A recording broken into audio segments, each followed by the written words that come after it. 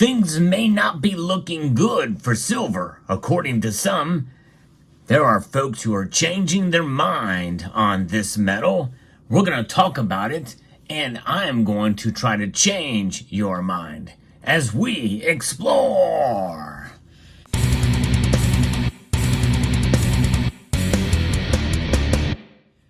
Sentiment has shifted for silver, although my mood has not changed in one bit. In fact, I still am revising my prediction to $35 per ounce by the end of the year. We'll see if I'm right about that. I was right about $28, but that's not much to brag about because for the last 3 years before that, I was wrong in my prediction. It was overly bullish. And it's kind of interesting because there are some in this community who think that I'm always negative on silver. Of course, if they listen to my videos and what I say in them, it's exactly the opposite. I am an optimist, but I'm also a realist in terms of silver's price. And we have to also take into account and recognize the shifting mood that is taking place. And it's happening right now before our very eyes.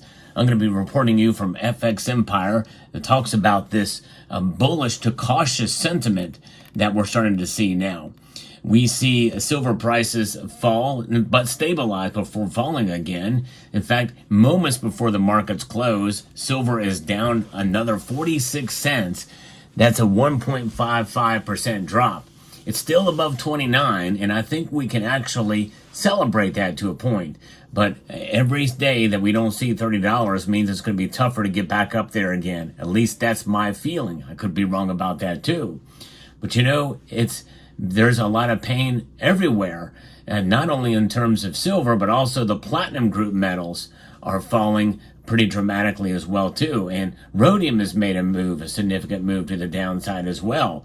It's only gold that is staying up above in positive territory today, but even it is very minor. The correction came as disappointing news from China and the U.S. curbed spectacular enthusiasm, which was there before, by spectators, particularly those banking on Chinese bullion demand and an anticipated interest rate cut from the Federal Reserve. But there's something missing from this article about this, that they're conflating two different things here. We're going to get to that in a moment, so stay tuned. So sometimes some of these pieces, they miss the mark in terms of what really is going on behind the scenes. And I think it's going to be encouraging for those of you who are still bullish on silver, which I am one. We saw silver fall dramatically last week. A 6.8% drop was triggered by a stronger than expected U.S. jobs report, which I've talked about that as well too. I questioned it. The chefs at the Cook the Books Club are working in overtime, and they're probably counting jobs from illegal migrants that have come across the border as well as those of us who have to work 2 jobs or more just to make ends meet because of inflation, and also take into account government jobs or private sector jobs that are supported by the government that are not counted as government jobs. There's a lot to it, to these jobs numbers we have to take into account. And by the way, I would be saying the same thing if there was an administration of the opposing party in play too. There's a lot working against this economy right now. It's definitely not good, but we'll continue to track it here because you know what? When we're seeing things go on with inflation that has been troubling for so long, something's going to start to crack. Something is going to break sometime. We just don't know exactly when and how it'll occur.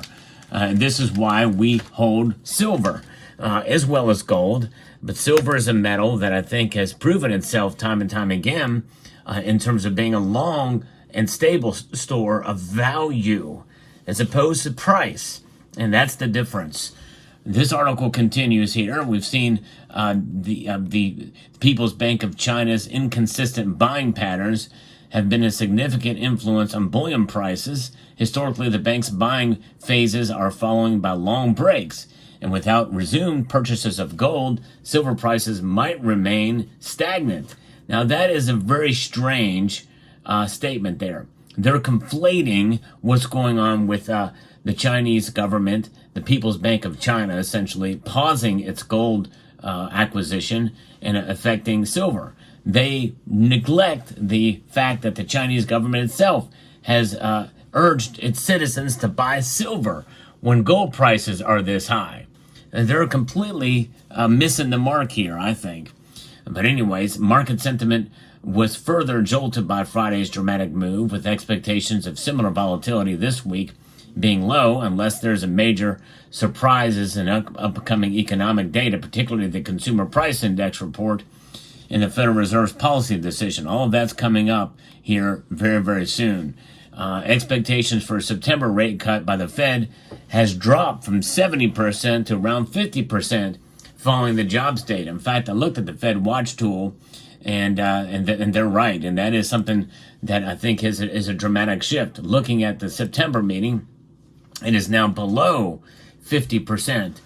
That think that they're going, that just 47.5% think that they're going to stay where they're at right now.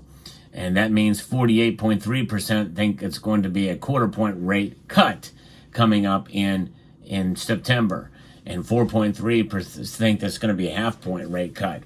And so it's really kind of a toss up with regards to what's going to happen. I still think they're going to cut.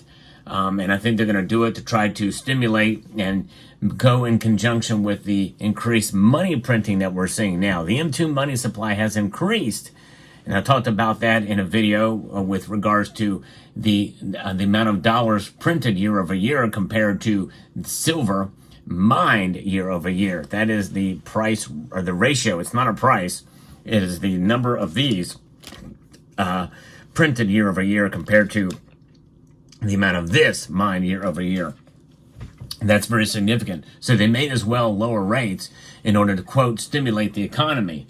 And I think that's what they're going to do in September. Now, I could be wrong. Many of you will come back and say, look, and there's plenty of you who think the Federal Reserve is not going to cut. In fact, if we take into account what Jerome Powell says, there's really no indication that they're going to cut anytime soon, if at all this year. So you very well could be right. I could be wrong on that. But that is the sentiment, and is now shifting in the favor of those who think there's not going to be a rate cut. Now the focus will shift to the U.S. inflation report, which is due actually tomorrow, the same day as the Fed's policy decision. Analysts predict May's CPI will show cooling headline inflation, though core inflation might remain high, influencing the Fed's decision-making process. The Cleveland Federal Reserve estimates headline inflation at 0.08% and core inflation at 0.3% per May. That's month over month, reflecting cooling energy prices but persistent core prices. Why are energy prices cooling, especially gas prices at the pump? Well, because the Biden administration decided to release some of the oil reserves so that gas prices will go down. Why? To help him politically. That's exactly the opposite reason why we should be dwindling our reserves there. But nonetheless, the Fed is expected to maintain current rates in June, and awaiting more data before considering rate cuts later in the year. In fact, July is pretty much in the bag, too, to keep rates where they are at. Policymakers are closely monitoring shelter and services prices, as these are significant inflation drivers. The recent robust job report suggests the Fed will scrutinize inflation data more intensely before adjusting rates. While May's CPI is likely to show moderated inflation, the path to the Fed's 2% target remains protracted. Indeed, that's for sure. So silver prices will remain under pressure because of this. The Fed will likely be holding off for rate cuts this and next month, and China's demand being uncertain, the shift of sentiment has turned cautious. Traders should stay alert of economic releases and the Fed communications this week for clear market direction. In fact, I will go ahead and say it here that I think we're probably likely to see prices test the $29 level and maybe moving into the $28 range.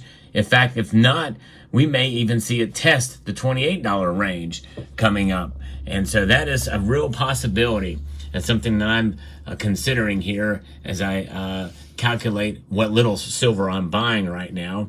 But that is quite a possibility. If that's the case, well, it's a buying opportunity, because I think by the end of the year it's going to go back up again to the tune of maybe even $35 an ounce by the end of the year. But anything could happen. Don't take my word for it. You have to do your own due diligence and understanding of where the markets are and where sentiment is at that point in time. And so therefore, I think it's a good idea to consider silver with these prices being as low as they are and as low as they could be. But nonetheless, I think in the end, it's really about preserving your wealth, and that is only gained by dollar cost averaging and holding on to what you have for the long term, as much of it as possible. And some people track this stuff more than others. In other words, they may say, well, I'm gonna take a piece like this kilo silver coin here I bought when silver is a whole lot cheaper than it is now. And at least I think so. This is from 2012. Maybe not. That might be a bad example. I pulled it out not thinking. But there are other pieces that I paid a lot less for than now, such as this. And you go to sell it first. If you're keeping track of it, well, you're kind of hitting in on your dollar cost averaging, especially if you're tracking the pieces and the purchase prices of any individual pieces, or this 2020 lunar mouse here. So all different kinds of things that you can do to track your dollar cost averaging to see where things are going to go. Silver is something, no matter what the sentiment is by the markets, you can have a positive outlook for silver by understanding the fundamentals of what it means to be a silver stacker. And it's about holding on for the long term, no matter what the price. Do not let the price get you down, because you still have the same amount of ounces that you've always had. And to me, that's invaluable. Having an insurance policy outside of the current corrupt system from which we find ourselves a part. A system developed under the guise of this dollar that we see here, the dollar's hegemony, that it dominates the world right now. But you know what? It is still made of cotton linen fiber. It has no real intrinsic value other than the cotton linen fiber and the ink that comprises it. But silver has a value that surpasses that, historic value. And I think that is something that is unmatched. Its history, not only in the Bible, but also in the Constitution and in the times leading up to it, I think is unmatched by any other metal out there. By the way, including gold.